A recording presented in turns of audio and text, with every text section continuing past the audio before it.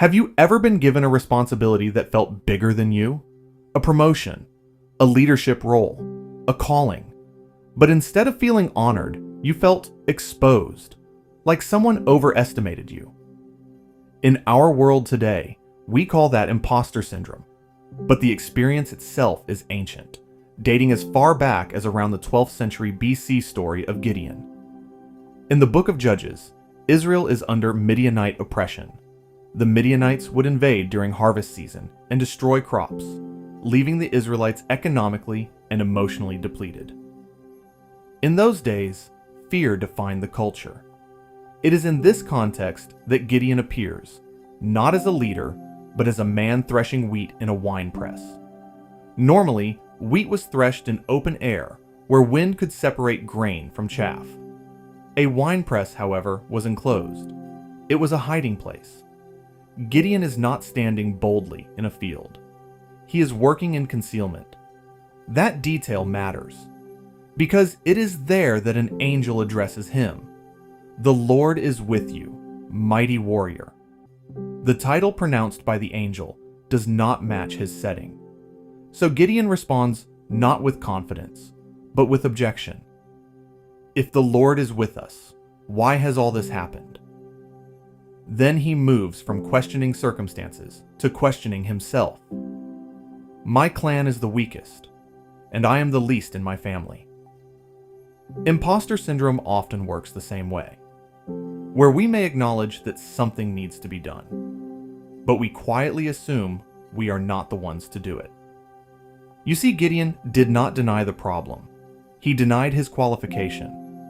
Imposter syndrome is often a deeply internalized belief that you are insufficient, a persistent feeling of self-doubt that tends to appear at moments of transition, like when you step into leadership, or when responsibility increases, or when expectations rise. Gideon's assignment exposes his insecurity. Then he asks for confirmation, more than once. First, a sign involving an offering consumed by fire. Later, the fleece, wet on dry ground, dry on wet ground. Gideon wants reassurance, not because he is rebellious, but because he is afraid of misjudging himself. Interestingly, instead of dismissing him, God meets him there. His doubt does not immediately disqualify him. Eventually, Gideon gathers an army of 32,000 men.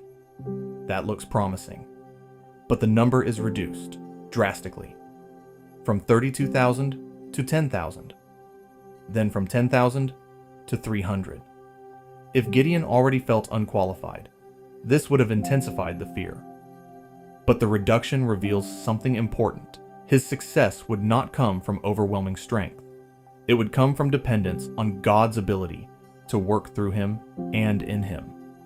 The victory that follows is unconventional. 300 men with torches and trumpets surround the Midianite camp. Confusion spreads. The enemy turns on itself.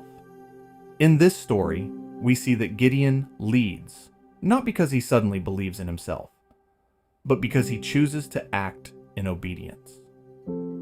Imposter syndrome often appears when you are stepping into something that stretches you. A new role, a new season, a new opportunity. You may feel, I'm not experienced enough.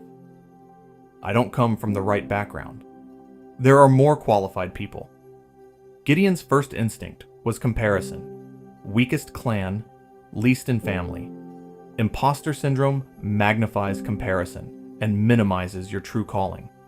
But here's the pattern beneath the story. Gideon was called mighty warrior before he ever fought a battle. His identity was spoken before it was visible. Beneath the story, we see that confidence does not always precede action. Sometimes obedience comes first, and then clarity follows. Gideon did not eliminate fear before moving forward. He moved forward with fear still present. And somewhere between obedience and the outcome, that identity began to align with his calling. Know this, if you feel unqualified in a moment that demands courage, you are not the first. Gideon stood in that tension long before us. And his story did not end in the winepress. It began there. Gideon did not conquer fear before moving. He moved while still unsure. And perhaps the next step in your story does not require certainty, only willingness. So, before you dismiss any opportunity that presents itself to you, ask yourself, is this insecurity or is this growth? Sometimes the difference between hiding and becoming is one small step forward. This is Beneath the Story. If you're interested in exploring more biblical narratives and the insights within them, subscribe. This channel is dedicated to uncovering them. There's always more beneath the story.